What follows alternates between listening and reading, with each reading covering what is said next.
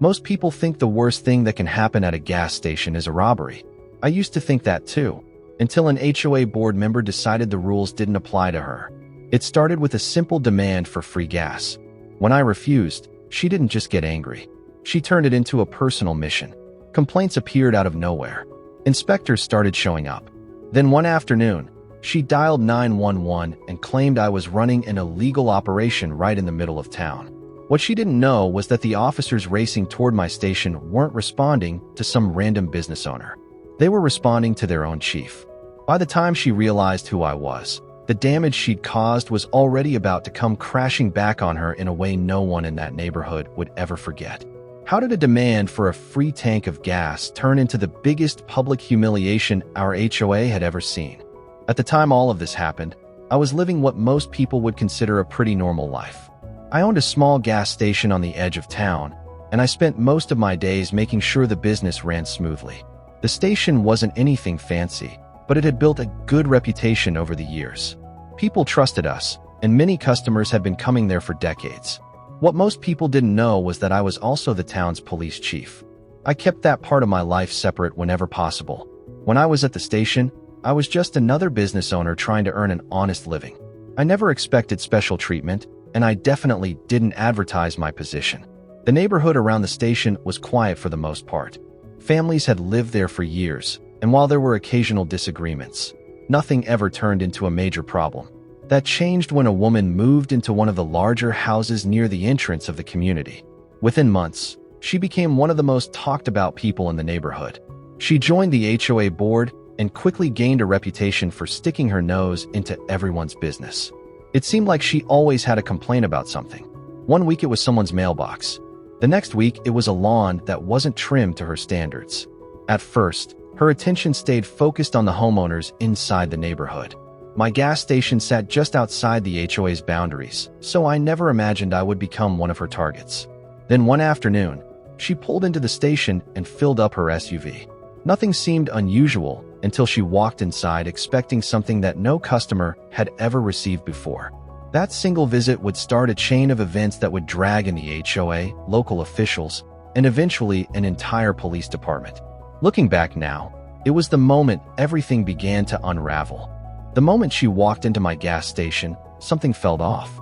She had already filled her SUV and came straight to the counter with the confidence of someone who wasn't expecting a bill. At first, I assumed there had been a problem with the pump. Maybe the card reader had malfunctioned or she'd accidentally selected the wrong grade of fuel. Instead, she calmly explained that she lived in the neighborhood nearby and served on the HOA board. Apparently, that was supposed to mean something to me. When I handed her the total, she looked genuinely surprised. It was as if the idea of paying had never crossed her mind. I politely explained that everyone paid for their fuel. It didn't matter whether they were teachers, business owners, doctors, or members of the HOA. The rules were the same for everyone. That answer immediately changed her attitude. She left the station without causing a scene, but there was something in her expression that made me uneasy. It wasn't anger. It was worse. It looked like someone who had just been told no for the first time in a very long time. A few days later, strange things started happening. The first complaint arrived through the city office. Someone had reported that our station sign was too bright at night. Then came another complaint claiming our trash bins were visible from the road. Then another, and another. Within 2 weeks, it felt like someone had made it their full-time job to report my business for anything they could think of. Health inspectors appeared. Building inspectors appeared. Environmental inspectors appeared. Every single inspection found the same thing. Nothing. No violations. No issues. No fines. But that wasn't the point. Every inspection disrupted business. Every inspection cost time and money. Every inspection created stress for employees and confusion for customers. Then came the rumors. People started asking questions. Customers noticed officials showing up repeatedly. Sales slowly began to dip. At first, I didn't connect it to her, until one inspector mentioned it. Nearly every complaint traced back to the same source. The HOA board member. Suddenly everything made sense. What started as a simple refusal had turned into a campaign. A campaign not to fix anything, but to punish me. I decided not to confront her. People like that usually feed on reaction. Ignoring it felt like the smartest move. But she wasn't done. Not even close. She started warning residents not to use my station. She claimed it was unsafe. She claimed investigations were ongoing.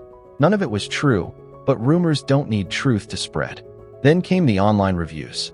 Fake complaints, fake customers, fake experiences. And still, inspections found nothing. Until one busy weekend, she returned. She walked the property, took photos, wrote notes. That night, more complaints hit city offices than ever before. The allegations escalated from minor issues to full-blown safety concerns. Hazardous materials, fuel leaks, illegal operations. Every claim triggered another investigation. Every investigation cleared us, but she kept escalating anyway. Then one afternoon, everything changed. A 911 call came in. The report claimed the station was a public danger.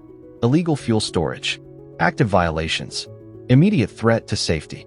It was treated as an emergency response. And I already knew who made the call. The same HOA board member. Within minutes, emergency vehicles arrived. Police, fire units, inspectors. And she was still there, watching, waiting for what she thought would be my downfall. But what she didn't know was that I was watching too. I stayed inside for a moment, observing everything unfold. No panic, no violations, no chaos, just another false alarm. When I finally stepped out, officers recognized me immediately. The inspection began, and like every time before, nothing was found. No violations, no hazards, no issues, nothing. But this time, something was different. Because this wasn't just another complaint. It was a misuse of emergency services. And that changed everything. The confidence she arrived with slowly faded as the reports came back clean. First confusion, then irritation, then disbelief. She couldn't accept it. So she escalated again, right in front of everyone. She started accusing officials of corruption, accusing inspectors of lying, accusing the system of protecting me. And then she pointed directly at me, claiming I had manipulated everything. That was when an officer asked a simple question. Did she know who owned the station? She said yes. Then he told her the truth. And the moment it landed, everything broke. Months of assumptions collapsed in seconds. Because the person she had been accusing of influence and manipulation was the police chief she had unknowingly been attacking all along. The silence that followed was heavy, uncomfortable, unavoidable. And for the first time, she realized she had never been fighting a system. She had been fighting reality.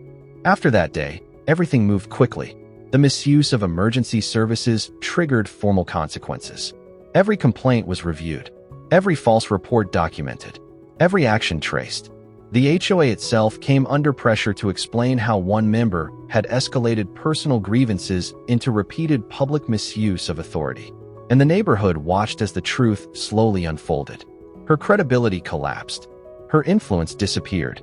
And the system she tried to weaponize stopped responding to her entirely. Not because of revenge, but because facts finally mattered more than claims. The station recovered slowly. Customers returned. Employees relaxed. The constant inspections stopped. And life returned to normal. But the lesson didn't disappear with it. Because what stayed with me wasn't the confrontation. It was how easily it all started. One refusal. One moment of entitlement. And from there, everything escalated into something nobody could ignore. Authority doesn't fail loudly. It fails quietly when someone refuses to stop pushing. And the real question that still lingers is this. How many situations like this are already building somewhere right now? Just waiting for the moment they finally explode?